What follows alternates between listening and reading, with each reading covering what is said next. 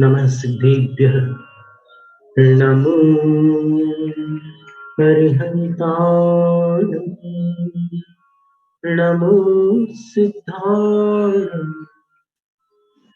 नमो आयर्याणं नमो उवझायाणं नमो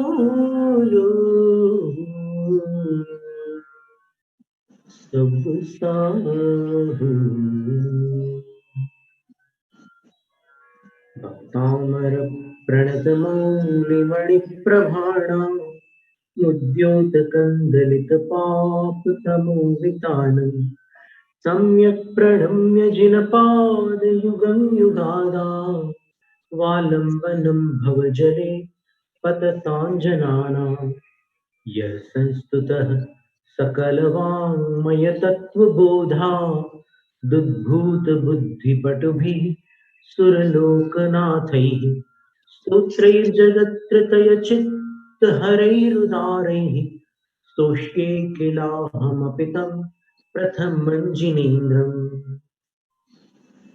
18वें और 19वें काव्य का पाठ करते हैं और उसके बाद आगे बढ़ते हैं। नित्योदयं दलितमोहमहान्धकारम्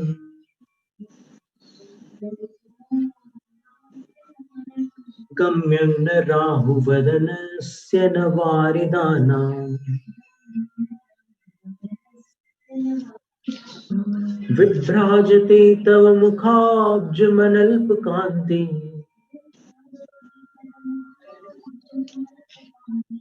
विद्योतयज्जगदपूर्वशशाङ्कबिम्बम् किं शर्वरीषु शशिनान्निविवस्वतावा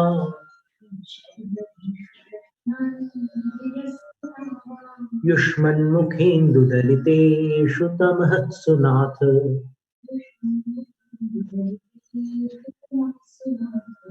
निष्पन्नशालिवनशालिनि जीवलोके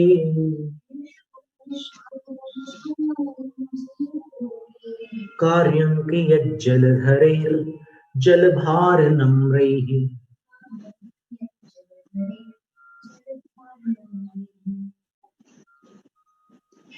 अब 20 का आचार्य मानतुम स्वामी भगवान से अपनी जो वार्तालापात्मक शैली उसको आगे बढ़ाते हुए और स्तुति करते हैं। ज्ञानम, इसके देखिए आप शब्द पर ध्यान दीजिए। ये जयोर ज्ञः कातंत्र व्याकरण में एक पंक्ति आती है, जयोर ज्ञः, ज और ञ। वापस आपको थोड़ा बचपन में आना होगा। जो वर्णमाला होती थी संस्कृत और हिंदी भाषा में, उसमें क ख ग घ ङ च छ ज झ ञ ट ठ ड ढ ण त थ द ध न प फ व म य र ल व श श स ह ऐसा होता था।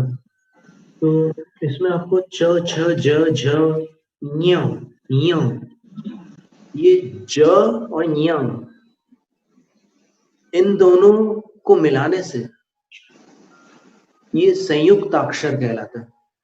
संयुक्त अक्षर का अर्थ होता है जिस अक्षर में एक से अधिक व्यंजन होते हैं।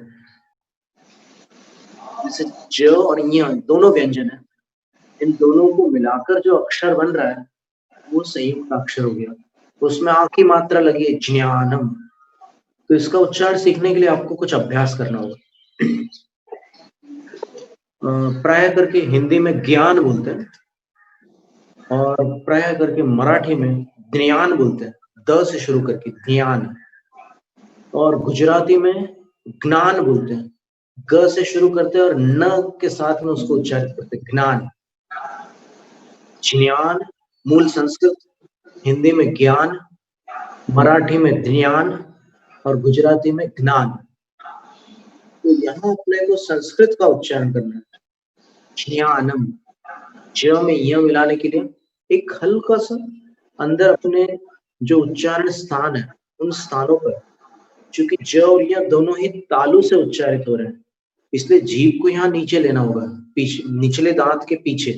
जिन्यानम, ज और य दोनों का उच्चारण इसी से होगा, जिन्यानम। एक क्लिक जैसे ध्वनि होगी, एक हल्की सी आवाज आएगी, जिन्यानम। ज्ञानम नहीं, ज के बाद य नहीं है, ध्यान में रखना। ज के बाद य का प्रयोग भी आचार्य मानतुम स्वामी ने किया है। भाषा स्वभाव भाषा स्वभाव परिणाम गुणैः प्रयोज्य, वहां पर ज के बाद य है, तो ज्य ये अलग है उच्चारण। यहाँ पर ज्ञान नहीं बोलना है, ज के बाद न्या बोलना है। न्या में नासिका का स्पर्श आएगा, जिन्यानम, ऐसा उच्चारण, जिन्यानम, जिन्यानम यथा, पर अनुस्वार का उच्चारण वो य में मिलाने से संयम जैसा हो जाएगा। जिन्यानम यथा त्वयि विभाति कृतावकाशम, नैवं तथा, नैवं तथा, यहाँ पर अनुस्वार का उच्चारण अंत के समान, नैवं तथा हरिहरादिषु नायकेषु तेजः स्फुरन मणिषु। स्फुरन में फिर ध्यान देना आपको, संस्कृत भाषा में जो फ होता है, जो अपन हिंदी में फ बोलते हैं ना, तो ऊपर के दांत और नीचे के होंठ से बोलते हैं फ, लेकिन यहाँ संस्कृत में आपको दोनों होंठ मिलाकर फ बोलना है। मुक्ता फलद्युति, मुक्ता फलद्युति मुपैति ननूद बिंदु, 8वें काव्य में हमने बताया भी था ये, पर अभी फिर स्मरण कर लीजिए आप। यहाँ पर वापस फ आया है, तो तेजः स्फुरन, तेजः स्फुरन मणिषु, मणिषु याति यथा महत्वम। उच्चारण की दृष्टि से ये काव्य थोड़ा सावधानी चाहता है। तेजः स्फुरन मणिषु याति यथा महत्वम, नैवन्तु काच शकले, नैवन्तु अंतु परंतु किंतु, नैवन्तु काच शकले किरणाकुलेपि, काच शकले, श तालव्य श, जीभ को नीचे ले जाएंगे। एक बार हम गा के बताते हैं।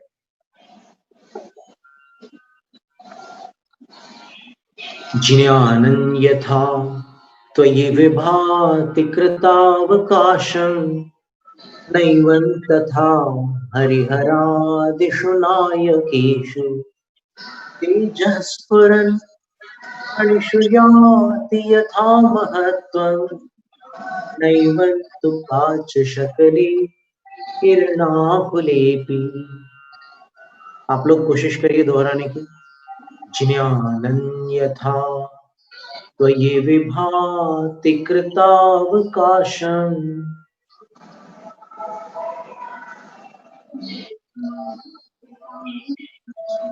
नैवं तथा हरिहरादिषु नायकेषु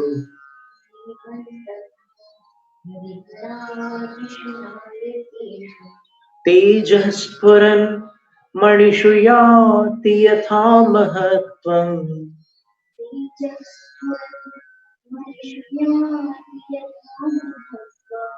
नैवं तु काच शकले किरणाकुलेपि।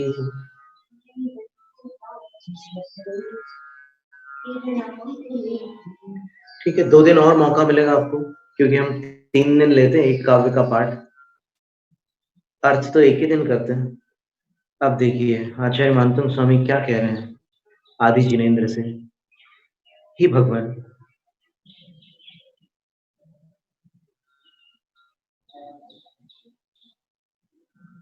यथा, यथा का अर्थ होता है जिस प्रकार, त्वयि, त्वयि का अर्थ है आपके भीतर,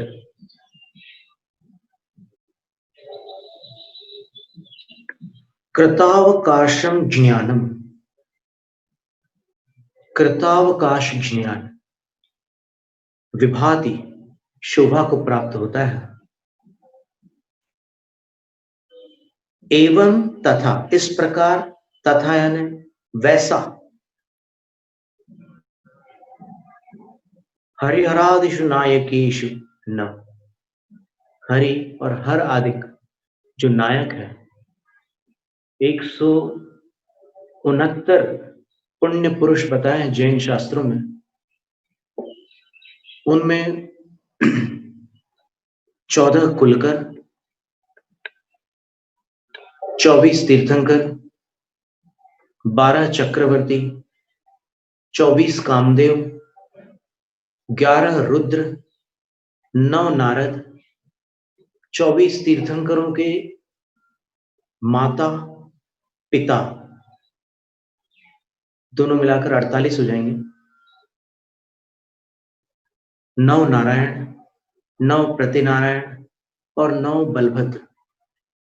इनमें 63 तो शलाका पुरुष होते हैं और शेष जो है उन सबको मिलाकर 169 पुण्य पुरुष कहलाते हैं। तो हरि जो है तो नारायण को कहते हैं और ये तो शलाका पुरुष है, और हर जो है रुद्र को कहते हैं, ये पुण्य पुरुष है। तो आदिनाथ भगवान आदि ब्रह्मा जिनको कहा गया है, उनकी स्तुति करते हुए आचार्य मानतुंग स्वामी कह रहे हैं कि हे भगवान, यथा जिस प्रकार कृतावकाश ज्ञान त्वयि विभाति आप में शोभित होता है, एवं तथा इस तरह वैसा ज्ञान हरिहरादिषु नायकेषु, हरिहर आदिक, आदि शब्द में और भी जो सब जितने पुण्य पुरुष है सबको ले ले, उन नायकों में, नायक जो होता है वो प्रधान व्यक्तित्व को नायक कहते हैं। ऐसे प्रधान व्यक्तित्वों में वैसा ज्ञान नहीं है जैसा ज्ञान आदि ब्रह्मा में है, वैसा ज्ञान अन्य प्रधान पुरुषों में नहीं है। दृष्टांत दिया कि यथा जैसे स्फुरन मणिषु, अब देखिए स्फुरन मणि, कहीं पर महामणि पाठ भी है,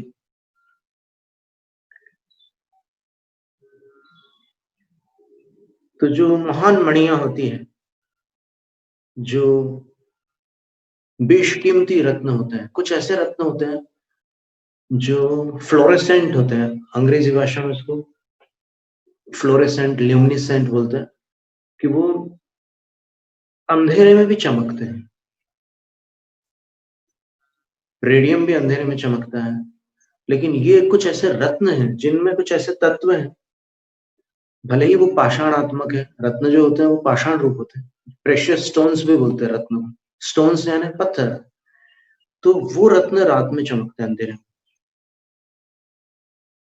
अब कोई पूछ सकता है कि किसने देखा है ऐसे रत्नों को, ऐसी मणियों को किसने देखा है कि रात में चमकते हैं? तो उसका उत्तर है कि हमने स्वयं देखा है, और भी अनेक लोग आते हैं देखने भारत में। ये नासिक नाम आपने सुना होगा, जहां पर जैन परंपरा के 2 सिद्ध क्षेत्र हैं, 2 निर्माण भूमियां हैं नासिक में। एक ही डिस्ट्रिक्ट है, लेकिन वहां पर गजपंथ जी और मांगी तुंगी जी, ये 2 सिद्ध क्षेत्र हैं। तो जो मेन नासिक है, नासिक जिला है, जहां पर डिस्ट्रिक्ट कार्यालय, जिला कार्यालय, वहां से 30 किलोमीटर आप पुणे की तरफ निकल जाए तो आपको MIDC टाउनशिप मिलेगी। MIDC का अर्थ होता है महाराष्ट्र इंडस्ट्रियल डेवलपमेंट कॉरपोरेशन। उसका नाम है सिन्नर, SINNAR, सिन्नर। स में छोटी की मात्रा, 2 न और र, सिन्नर। वहां पर आप, ये सारे हम आपको ऐसे साक्ष्य दे रहे हैं जिससे कि अगर किसी को वहां जाने का मौका पड़ा तो जाकर के वो अपनी आंखों से देख सकता है कि स्फुरन मणि क्या है। भाग्य की बात है कि गजपंत में जब हम वंदना के लिए पहुंचे थे, तो वहां से 2-3 किलोमीटर दूर एक स्थान है, मसरूड़ बोलते हैं उसको। वहां पर हमारा ठहरना हुआ था, तो कई दिन हम रुके वहां, और वहां पर भी हमने भक्तामर का अर्थ किया था। बहुत लोगों ने सीखा था वहां पर भी भक्तामर को। तो ये स्फुरन मणि का अर्थ हम जस्ट नासिक पहुंचने के पहले, मसरूल आने के पहले आंखों से उसको देख करके आए थे, उन मणियों को। तो उस बार जब हमने भक्तामर का अर्थ किया था, तो इस काव्य में हमें बड़ा अच्छा लग रहा था कि जो चीज हमारी जानी पहचानी है वो हम बतला रहे हैं आपको। तो वहां पर एक गारगोटी संग्रहालय है। गारगोटी का अर्थ होता है प्रेशियस स्टोन्स। जमीन के नीचे से निकलने वाली हर कीमती वस्तु को वहां पर संग्रहालय में संग्रहित करा गया है। और संग्रह करने वाले मामा भांजा है, और दोनों ही भारतीय सेना के सदस्य हैं। एक नेवल फोर्स के जल सेना वाले, एक वायु सेना वाले। तो उन मामा भांजों ने, उनका शौक था, वो हमेशा से जमीन के नीचे से निकलने वाली हर चमकीली वस्तु को इकट्ठा करते रहते हैं। वो इतना विशाल संग्रहालय बन गया कि करोड़ों का संग्रहालय बन गया। और वहां पर प्रतिदिन विदेशों से पर्यटक आकर के देखते हैं कि कैसे प्रेशियस स्टोन्स ओरिजिनल फॉर्म में, यानी उनके मूल स्वरूप में जो कीमती रत्न होते हैं वो कैसे होते हैं। माणिक पाषाण, इतना बड़ा गोल, रूबी का पत्थर, माणिक के कहते हैं। डायमंड्स, फिर पुखराज येलो सैफायर, फिर नीलम ब्लू सैफायर, लेपिस लेजुली वगैरह, कितने सारे रत्न, सब अपने पत्थर की अवस्था में। इवन स्वर्ण पाषाण भी हमने देखा, ऐसे सोने की गिट्टियां, 90% गोल्ड और बाकी पत्थर। एकदम ऐसा लगता है कि बिल्कुल पत्थर है, गोल्ड का पत्थर, और है ही गोल्ड का ही पत्थर हो। स्वर्ण पाषाण कहते हैं उसको। फिर क्रिस्टल बॉल्स, यानी स्फटिक के गोले बड़े बड़े, और स्फटिक के पत्थर भी, और कैल्साइट, ऐसे न जाने कितने प्रकार के रत्न वहां पर है। और उनका एक नीचे विक्रय केंद्र भी, जो उनको बिक्री करनी होती है उसको वहां नीचे बेचते भी हैं। तो वहां पर हम जब, हमारी इच्छा नहीं थी पहले जाने की, हमने सोचा कि क्या करना है वहां जाकर के, अब ऐसी चीजों में क्या मतलब, सुंदर सुंदर रत्न होंगे और क्या। अब हम तो सबसे सुंदर जो जनेंद्र भगवान है उनके दर्शन कर चुके हैं, तो उन रत्नों को देखकर हमें क्या मिल जाएगा। लेकिन फिर हमें उन लोगों ने कहा कि नहीं, आप चलिए, तुम्हारा जी एक बार आप देख लीजिए। तो हमने सोचा कि चलो ठीक है, बिहार के पहले हम शाम को देखते हुए निकल जाएंगे, क्योंकि 36 प्रकार की जो पृथ्वी बतलाई है शास्त्रों में, तो उनमें से कई पृथ्वियां इसमें देखने मिल जाएंगी आंखों से, तो अच्छा रहेगा। चलो, शास्त्र में आई हुई वस्तु को हम वहां आंखों से देख लेंगे। तो जब हम वहां पहुंचे, तो जो नाम दिए हैं शास्त्रों में, मूलाचार, मूलाचार प्रदीप आदि में अनेक प्रकार की पृथ्वियों के नाम दिए, और फिर साधु के लिए निर्देश दिए कि इन पृथ्वी का एक जीवों को पहचान कर इनकी हिंसा से बचना, तब अहिंसा महाव्रत निर्दोष होगा। तो हम चले गए देखने के लिए, और लगा कि बस तुरंत देख करके निकल जाएंगे 10-15 मिनट में। पर वो तो इतना बड़ा संग्रहालय था कि उस दिन विहार नहीं हो पाया। सायंकाल देखने में ही पूरा समय निकल गया, कम से कम 1 सवा या 1.5 घंटे लग गए होंगे। और उसके बाद वो दोनों आ गए हमारे पास, मामा भांजा, और उन्होंने फिर हमारा एक प्रकार से साक्षात्कार इंटरव्यू लिया। फिर हमने जो कुछ उनके प्रश्न थे उनके उत्तर दिए। लेकिन वहां जाते हुए एक एक कक्ष में वो ले गए। हीरों का अलग स्थान था, स्वर्ण पाषाण का अलग स्थान था, माणिक्य का अलग, सब अलग अलग जगह रखे हुए थे। एक कक्ष में उन्होंने ले जा करके द्वार बंद कर दिया, और द्वार बंद करके प्रकाश भी बंद कर दिया। तो हमने ऐसे धीरे से कहा कि बिजली चली गई क्या। तो उन्होंने उत्तर दिया, जो साथ में गाइड चल रहे थे उन्होंने उत्तर दिया कि नहीं महाराज, आप अभी देखिए तो सही। तो लाइट जाने के बाद थोड़ी देर तो चकाचौंध रहती है आंखों में, लेकिन उसके बाद एकदम जब अंधेरा था पूरा वहां, तो जो सामने जो शोकेस था उसके अंदर वो ये स्फुरन मणि रखे हुए थे। दो ही कलर्स होते हैं उसके, जो वहां रखे थे उनके दो ही कलर्स थे, दो ही रंग थे। एक तो वो रेडियम जैसा कलर, हल्का हरा जैसा कलर, चमकीला, और दूसरा जो था वायलेट कलर था। और वायलेट का अर्थ होता है ये जामुनी जैसा जो रंग होता है, वैसा रंग था।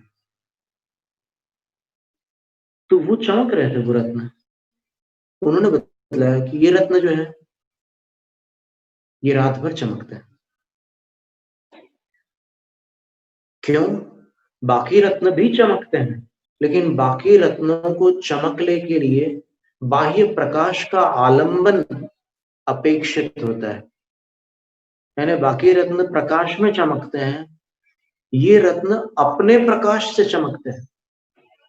तो आचार्य मानतुंग स्वामी ने निस्संदेह उन रत्नों को देखा होगा, तभी तो उन्होंने ऐसा उदाहरण दिया कि आदि ब्रह्मा का जो ज्ञान है वो स्वतः प्रकाशित है, और शेष सारे पुण्य पुरुषों का जो ज्ञान है वो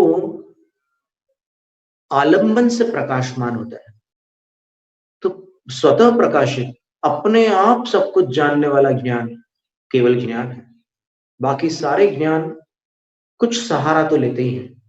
अंतरंग अपेक्षा से देखें तो ज्ञानावरण कर्म के क्षयोपशम का सहारा आवश्यक होता है, वीर्यांतराय कर्म के क्षयोपशम का सहारा भी आवश्यक होता है, और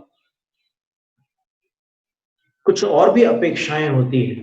बाकी कोई भी ज्ञान है, चार प्रकार के ज्ञान होते हैं, मति ज्ञान, श्रुत ज्ञान, अवधि ज्ञान, मनः परे ज्ञान। श्रुत ज्ञान जो होता है वो मति ज्ञान का सहारा लेता है। मति ज्ञान जो होता है वो चक्षुर दर्शन और अचक्षुर दर्शन का सहारा लेता है। अवधि ज्ञान जो होता है वो अवधि दर्शन का सहारा लेता है। मनः परे ज्ञान जो होता है वो ईहा मति ज्ञान का सहारा लेता है।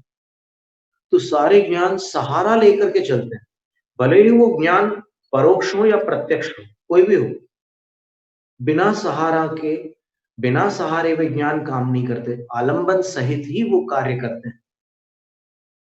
और क्षयोपशमिक ज्ञान के लिए इच्छा और प्रयत्न दोनों आवश्यक है।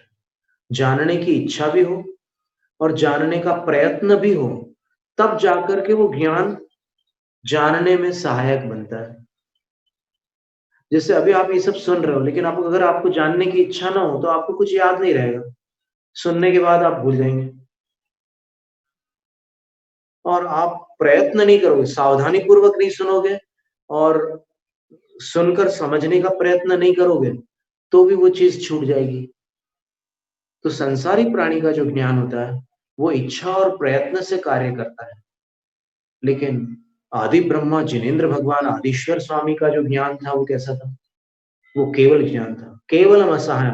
केवल शब्द का अर्थ होता है जिसको कोई सहायक की आवश्यकता नहीं, वो अपने आप से सब कुछ जानने में सक्षम होता है।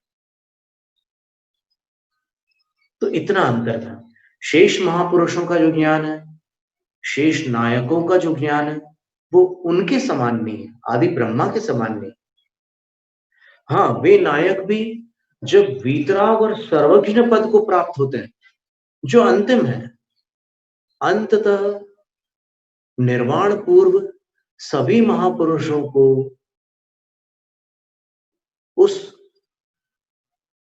भूमिका को प्राप्त करना ही होता है, जब वो वीतराग और सर्वज्ञ होते हैं, जो कि उनकी अंतिम पर्याय में शक्ति है, जिनको अभी अन्य अवतार धारण करने हैं,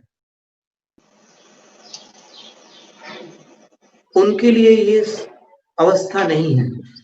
ये अवस्था जो आगामी काल में अनवतारी होने वाले हैं, जो कभी भी अवतरित नहीं होंगे, उनकी अवस्था है। तो वीतराग सर्वज्ञ वही होते हैं जो तद्भव मोक्षगामी है, चरम शरीर।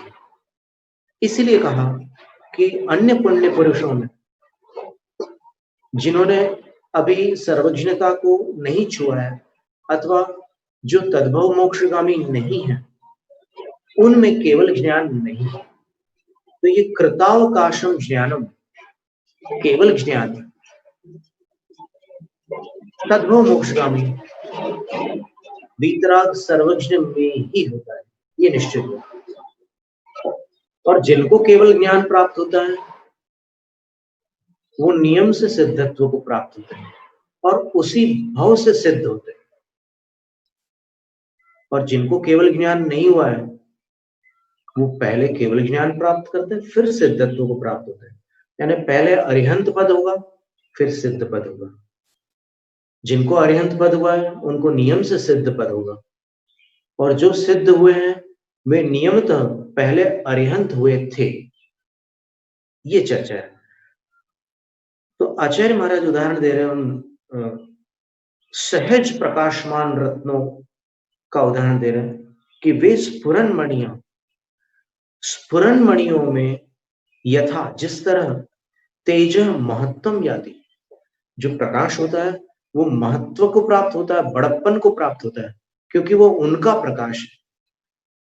बाकी रत्नों में जो प्रकाश होता है वो उन रत्नों का निजी प्रकाश नहीं है, वो प्रकाश बाह्य प्रकाश है जो उन रत्नों में शोभित हो रहा है।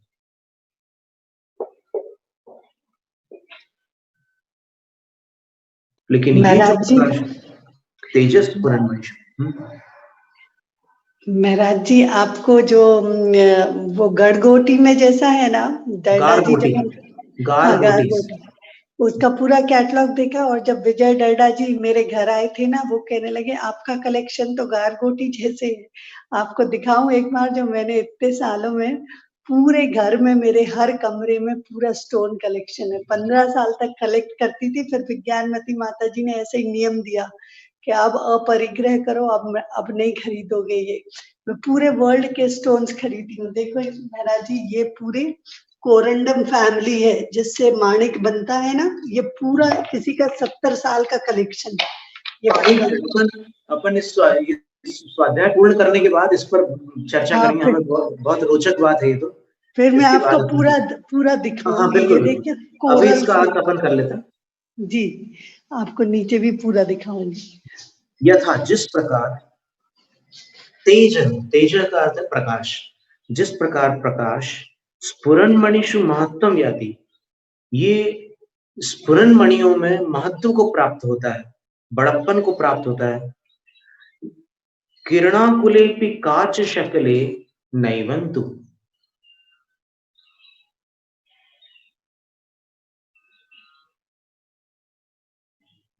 प्रकाशमान रत्नों में तेज महत्व को प्राप्त होता है, परंतु किरणों से व्याप्त होने पर भी कांच के शक्ल का अर्थ होता है टुकड़ा।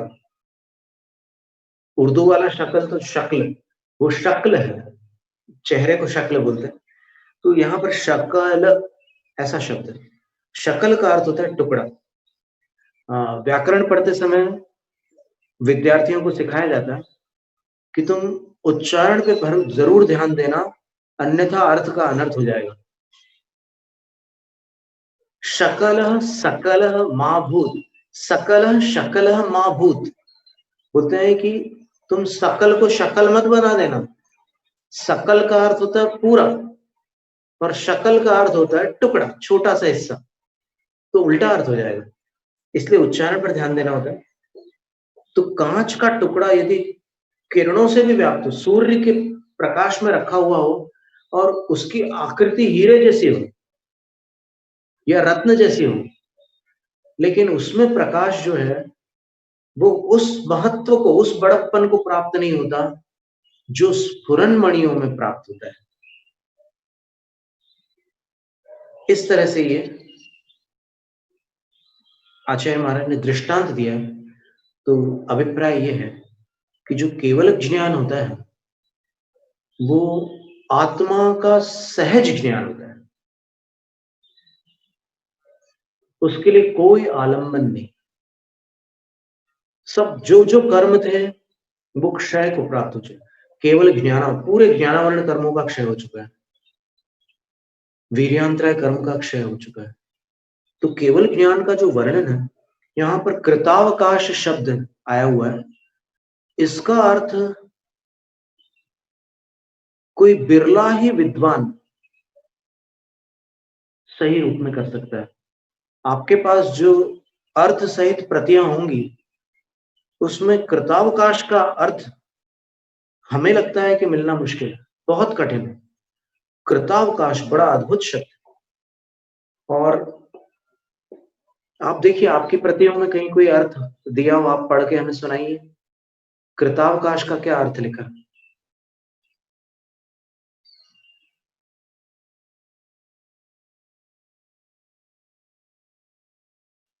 या फिर कभी और बता देना।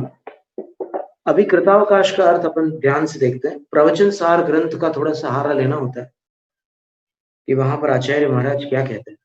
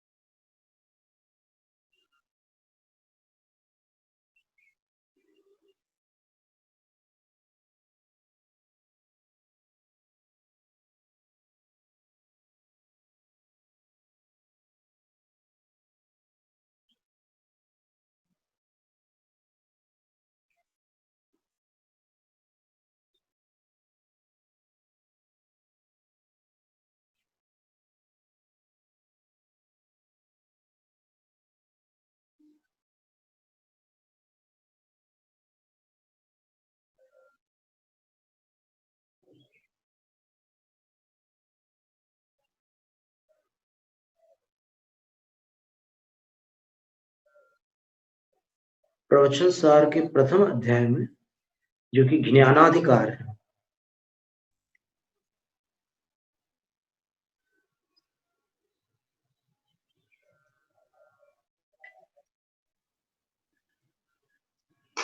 महाराज जी। जी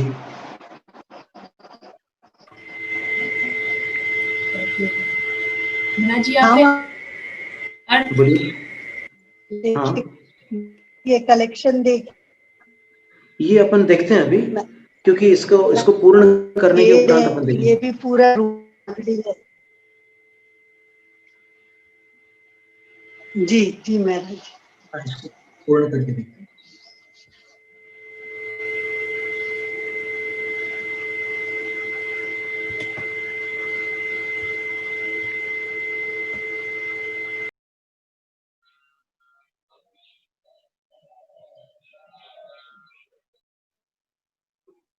प्रवचन सार की प्रसिद्ध गाथा है 23 क्रमांक। आदानान पमाणम नाणम नेयपमाणमुद्दिष्टम नेयम लोया लोयम तम्माणाणम तु संवगयम। आत्मा जो है वो ज्ञान के बराबर है, अर्थात ज्ञान आत्मा से छोटा नहीं है और ज्ञान आत्मा से बड़ा भी नहीं है। जितना आकार आत्मा का है उतना ही आकार ज्ञान का है। और ज्ञान जो है नेयम प्रमाण उद्दिष्टम, जिनेन्द्र भगवान ने बोला है कि जो जो जानने योग्य वस्तु है वो ज्ञान की वही सीमा है। ज्ञान कितना होता है? तो जितने जानने योग्य वस्तुएं हैं उतना ज्ञान होता है। और नियम लोया लोयम, और जानने योग्य वस्तु कितनी है? बोले लोक अलोक सब जानने योग्य है। तम्माणाणम तो सर्वगयम, इसलिए ज्ञान जो है वो सर्वगत है। नाण प्रमाण मादा न धवति जस्ते तस्य सो आदा हीनो वा अहियो वा नाणादो हवति धूमेव हीनो जदि सो आदा तन्नाणमचेदनं न जानादि अहियो वा नाणादो नारायण विना कहम नादि।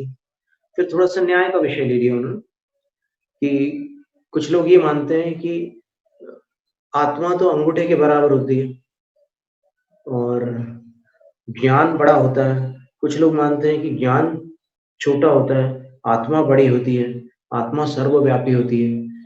ऐसी चर्चाएं अलग-अलग मतों में चलती है, लेकिन आचार्य कहते हैं कि नहीं, जैन मत में तो ज्ञान और आत्मा का आकार दोनों का एक समान ही है, कोई छोटा-बड़ा नहीं है।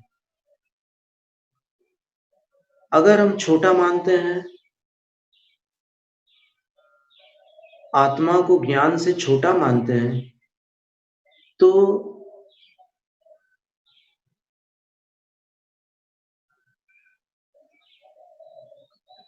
वो ज्ञान जो आत्मा से रहित है, आत्मा का दूसरा नाम चेतन है। वो ज्ञान जो आत्मा से रहित है, क्योंकि आत्मा से बड़ा हो गया ज्ञान, आत्मा छोटी हो गई, तो बोले जो आत्मा से रहित ज्ञान है, वो अचेतन हो जाएगा। और दूसरी बात, अगर ज्ञान से बड़ी आत्मा है ऐसा मानेंगे, तो वो आत्मा, ज्ञान छोटा है, आत्मा बड़ी है, तो आत्मा जो बड़ी है, माने ज्ञान वाला जो हिस्सा है उससे बाहर जो आत्मा है, वो ज्ञान के बिना जान कैसे सकती है? तो आत्मा अज्ञानी हो जाएगी और ज्ञान अचेतन हो जाएगा, अगर अपन बड़ा छोटा मानते हैं। तो इसलिए आचार्य कह रहे हैं कि आत्मा और ज्ञान समान है। ज्ञान गुण है, आत्मा द्रव्य है। गुण में गुण नहीं होते, लेकिन द्रव्य में अनेक गुण होते हैं और एक गुण दूसरे गुण में प्रवेश नहीं करता। क्षेत्र प्रवेश हो सकता है, लेकिन स्वरूप में प्रवेश नहीं होता। ज्ञान में दर्शन गुण का प्रवेश नहीं होगा और दर्शन में ज्ञान गुण का प्रवेश नहीं होगा। तो ज्ञान और दर्शन दोनों अपने-अपने स्वरूप में भिन्न-भिन्न रहेंगे। लेकिन क्षेत्र अगर देखो, तो जैसे एक कमरे में 2 लाइट्स जल रही हैं, यहाँ पर इस कमरे में उन लोगों ने लाइट चालू छोड़ के गए, तो दोनों का प्रकाश एक साथ है यहाँ पर। लेकिन एक का प्रकाश उसी का प्रकाश है, दूसरे का प्रकाश उसी का प्रकाश है, लेकिन दोनों प्रकाश यहाँ पर एक में, एक कक्ष में। उसी प्रकार द्रव्य जो है वह कक्ष के समान है और गुण जो है वो प्रकाश के समान है। तो एक द्रव्य में अनेक प्रकाश, अनेक गुण हो सकते हैं, लेकिन एक गुण में दूसरा गुण नहीं होता। तो आत्मा जो है वो ज्ञान के बराबर है और ज्ञान जो है वो ज्ञेय के बराबर है और ज्ञेय जो है वो लोकालोक है, इसलिए ज्ञान सर्वगत है। और सर्वगत का ही पर्यायवाची शब्द कृतावकाश है। कैसे? सर्वगत का अर्थ होता है लोकालोक को प्राप्त। सर्वत्र गतम इति सर्वगतम, जो ज्ञान सब ओर फैल चुका है, सब में जा चुका है। तो ये एक व्यवहार नय का कथन है। व्यवहार नय जो है ना, वो थोड़ा सरल बना करके अपनी बात को करता है। निश्चय नय से देखोगे तो कोई भी गुण द्रव्य को छोड़कर बाहर नहीं जाता। निश्चय नय का अलग वर्णन होगा, लेकिन यहाँ पर व्यवहार से क्या है कि मैं तुमको जानता हूं, मैं देख रहा हूं ना, ये सब व्यवहार में से कहा जाता है। वस्तुतः देखा जाए तो सारे पदार्थ, ज्ञान एक दर्पण होता है और वो पदार्थ जो होते हैं दर्पण में प्रतिबिंबित होते हैं और वो जो प्रतिबिंब ज्ञान में पड़ते हैं, ज्ञान रूपी दर्पण में, वो ज्ञान की ही पर्याय है। कोई वस्तु ज्ञान में प्रविष्ट नहीं हुई है। जैसे एक दर्पण के सामने आपने दीपक रखा, तो वो दीपक दर्पण में प्रविष्ट नहीं होता, लेकिन दर्पण में ऐसी क्षमता होती है कि उसका प्रतिबिंब अपने अंदर वो बना लेता है, रिफ्लेक्शन होता है वो। तो उसी तरह ज्ञान में भी ज्ञेय पदार्थों का रिफ्लेक्शन आता है और वो रिफ्लेक्शन जो होता है वो ज्ञान का ही कार्य है।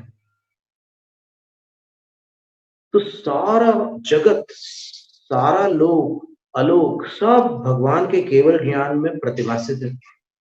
तो भगवान का ज्ञान वहां नहीं गया, लेकिन व्यवहार में ऐसे कहते हैं कि भगवान का ज्ञान सब में चला गया। भगवान ने सबको जान लिया। वास्तव में सब कुछ भगवान के ज्ञान में प्रतिभासित हो गया, प्रतिबिंबित हो गया। तो इसलिए कृतावकाश का अर्थ होता है, कृत दो शब्द है, कृत यानी किया है और अवकाश का अर्थ होता है स्थान। ठीक है ना, अवकाश का अर्थ छुट्टी भी होता है, लेकिन अवकाश का अर्थ यहाँ पर स्थान लेना है। तो किया है अवकाश जिसने, दोनों अपेक्षाओं से अपन लेते हैं ना।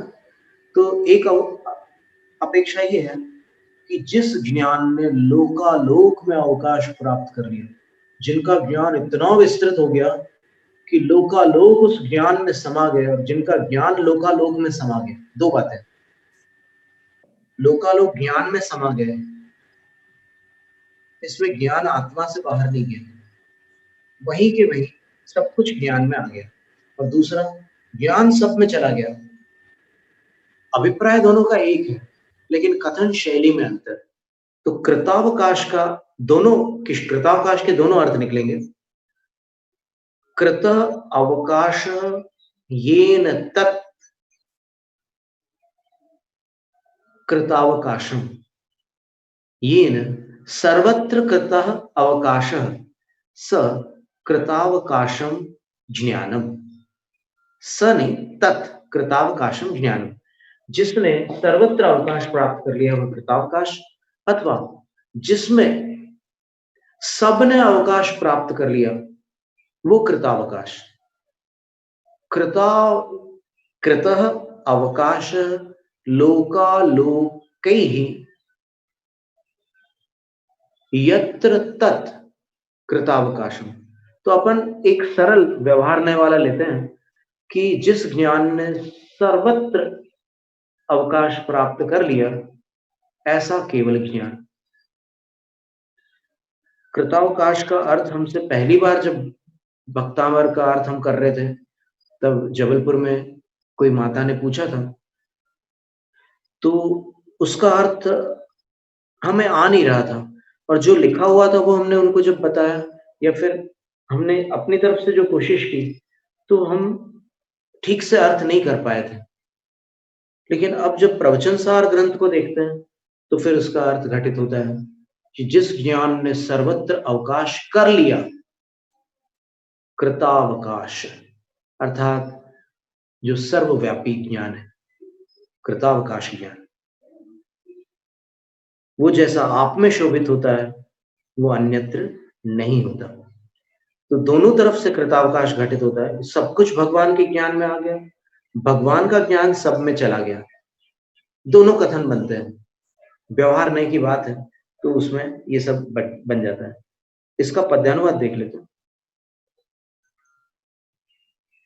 इसका अभिप्राय केवल इतना है कि केवल ज्ञान के बराबर कोई दूसरा ज्ञान नहीं है, और भगवान के पास जो ज्ञान है वो केवल ज्ञान है जो सर्वज्ञ वीतराग और तद्भव मोक्षगामी को ही होता है, अन्यत्र संभव नहीं है।